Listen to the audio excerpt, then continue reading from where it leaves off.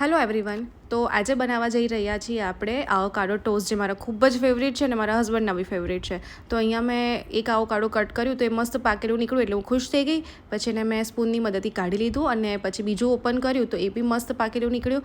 એને પણ સ્પૂનની મદદથી આવી રીતે કાઢી લીધું છે અને પછી એની ઉપરથી લેમન સ્ક્વીઝ કર્યું છે જેથી બ્લેક ના પડી જાય. પછી એને આવી રીતે આપણે મેશ કરી દેવાનું છે, એકદમ સ્મૂથ મેશ થઈ જાય એવી રીતે આપણે અહીંયા કરી દીધેલું છે. પછી એની અંદર થોડા વેજીસ અને સ્પાઇસીસ એડ કરવાના છે ટેસ્ટ માટે. તો એમાં મેં થોડી અનિયન એડ કરી છે, કેપ્સિકમ એડ કર્યું છે અને ટમેટો એડ કર્યું છે. પછી એની અંદર બ્લેક પેપર પાવડર, સોલ્ટ અને થોડા ચીલી ફ્લેક્સ અને ઓરેગાનો એડ કર્યા છે અને એકદમ સારી રીતે મિક્સ કરી દીધું છે.